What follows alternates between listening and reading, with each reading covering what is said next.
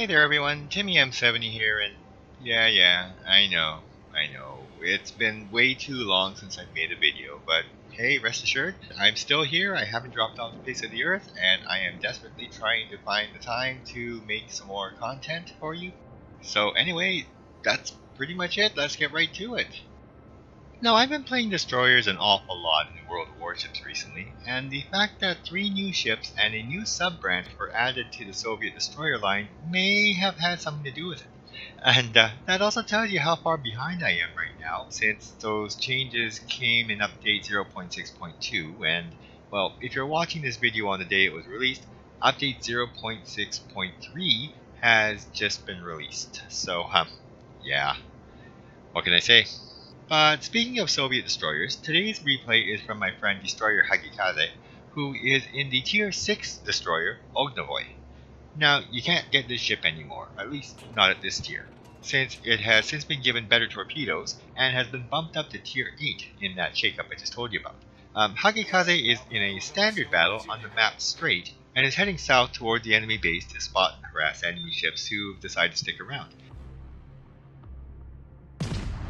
So now Hagikaze spots the enemy fleet lurking at the base and opens fire, and he's not too worried about being spotted at this range, since at this range and at this speed, he's a very hard target to hit, and so he's able to dodge most of the shells that are being fired his way by the enemy.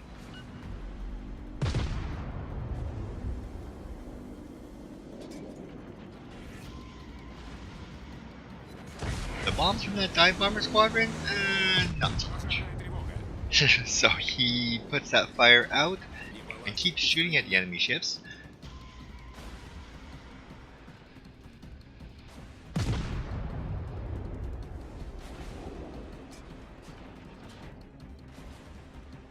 But now that he's 10 kilometers away, he decides to pop a smoke because he's now an easier target to hit.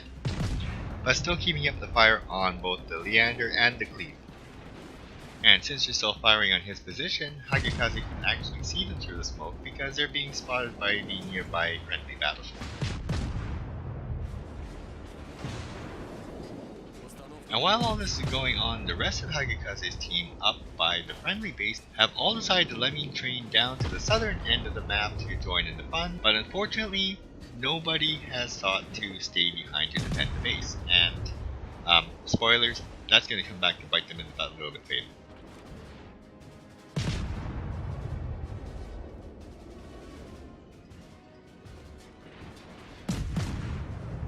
And now that the Leander has dropped off detection, Hagikaze switches over to the oncoming enemy New Mexico and manages to start a fire, which is immediately put out.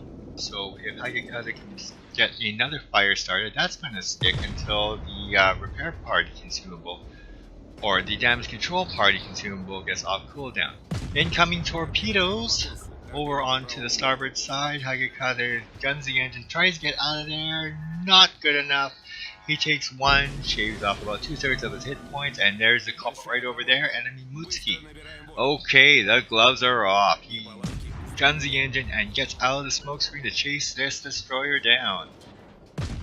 At the best of times, a Japanese destroyer is going to have a very bad day if it has to duel a Russian destroyer, and the Mutsuki's already fired his torpedoes, and those torpedoes aren't going to be ready again for at least another 30 seconds. Plus, it's also trapped along the side of the map as well, so there's almost no room to maneuver.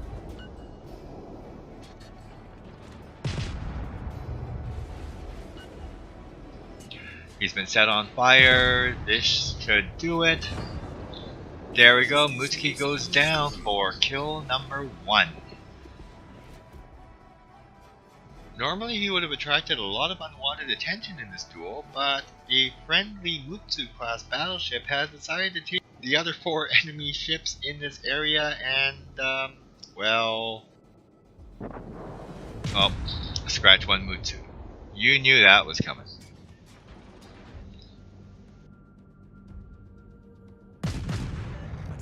Hagikaze still has no shortage of targets to shoot at right now, and with the Mutsu gone, he's now finding himself to be the center of attention again. But still, he's doing a really good job of dodging any incoming fire from the remaining enemy ships, and now a friendly Furutaka class cruiser has decided to come by and help out. Hagikaze decides to focus his attention on the low health Leander, trying to get its guns out of the fight at the very least. He's landing a few shots, and the friendly Furutaka is doing a pretty good job of drawing the enemy team's fire.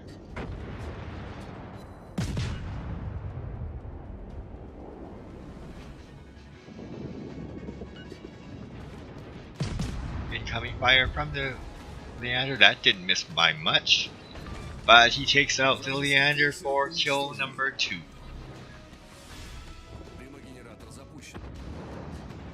Hagikaze decides to pop his smoke and slow down, and now he opens fire on the enemy Cleveland and manages to set it on fire while the Furutaka spots for him.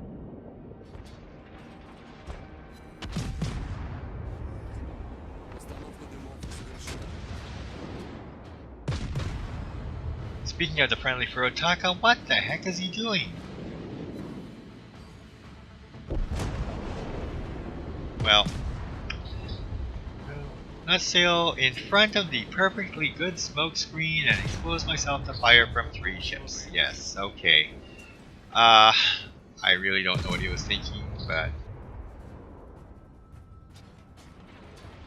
anyway, now that there's a little break in the action here, we can look at the mini-map and we can see that the push by the team down the middle has pretty much collapsed.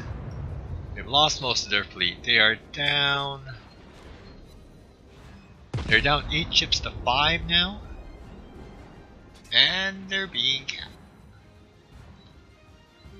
Hagikaze has lost sight of his targets, so it's time to get out of the smoke screen to defend the base against a destroyer that has decided to cap. Hopefully he'll be able to get there in time to lend a hand.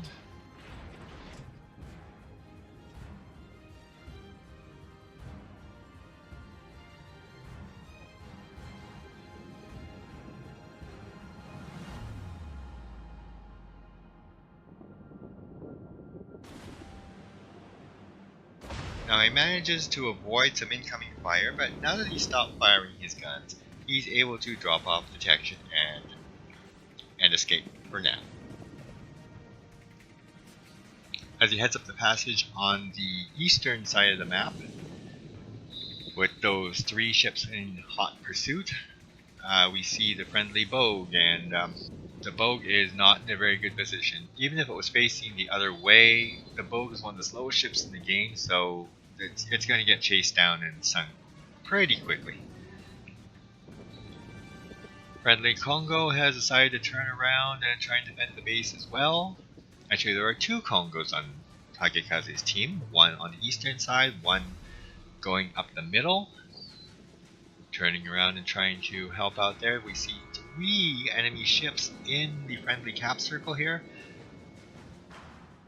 Jeez, Hagikaze's team just can't seem to catch a break now, can they?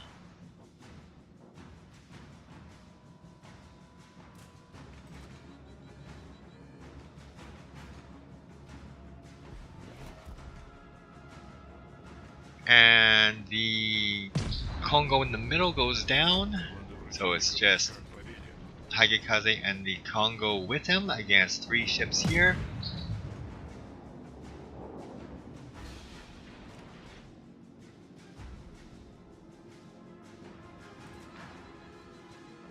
So the enemy New York comes into view, dangerously low on health. Hagikaze fires 1 salvo that misses. Second salvo hits the armor belt and does no damage. The 3rd shot, there we go, finally, kill number 3, bit of a kill steal, but under the circumstances, that's just fine. 2 more destroyers are coming into view. He fires at the Farragut, hits it, and takes it out for kill number 4, narrowly missing a double strike.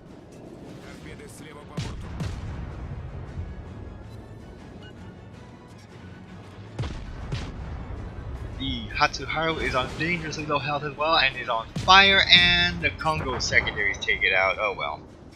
1 kill steal deserves another, I guess. So now it's time to turn our attention to the enemy New Mexico, which is just sailing out of the cap circle. So I guess the immediate immediate threat of being capped is over, but that's the least of the team's worries right now. Hagekaze continues to pour fire onto that New Mexico, and speaking of fire, actually sets it on fire as he lays down the smoke screen, hopefully for the friend. I don't know if that smoke screen's for the friendly Congo or for himself, but he continues to chip away at the New Mexico's hit points while the Congo does all the heavy lifting, sets him on fire again, so that should help. And unfortunately that the New Mexico is out of torpedo range, so Hagekaze angles towards it to try and get into torpedo range just as the Congo gets put down. So now it is 1 against 5, and Hagekaze is left with about 10% of his health. Oh boy. Anyway, looks like those torpedoes are good. They are good. Kill number 5 for Kraken Unleashed. So now a solo warrior achievement is on the table, but in order to get it, Hagekaze actually has to win the battle. And the only way he's going to be able to win this match is if he sinks all 4 of his opponents. Because if he were able to get to the enemy base and start capturing it, the enemy team will be able to capture his base faster, because the more ships you have in the capture zone, the faster you will capture it. He turns around, fires a few more shots at that oncoming Cleveland, manages to set him on fire again. Hagekaze's best chance is to isolate the enemy team, try and chip away at him, but unfortunately he is going to run out of map, he is going to run out of time, and more likely he is going to run out of hit points.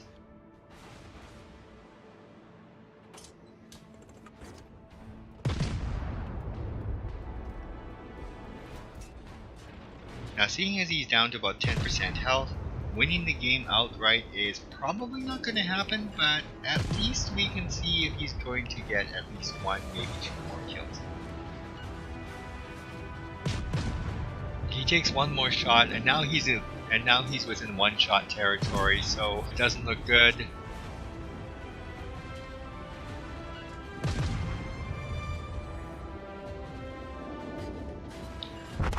And that's it. Still, it was a valiant effort, and getting a Kraken in any battle, regardless of the outcome, is quite impressive. Let's see how he did. In addition to those 5 kills, Hagekaze did 73,000 points of damage and made himself just under 370,000 credit, and ended up topping his team with 1,157 base experience, which was almost equal to the top player on the winning side. And yes, he does use an anime girl team mod pack. Don't judge. Anyway, that's it for me this time around. Thank you for watching the video. Hope you enjoyed it. And as always, have fun at whatever it is you're doing out there. And hopefully I'll see you on the battlefield.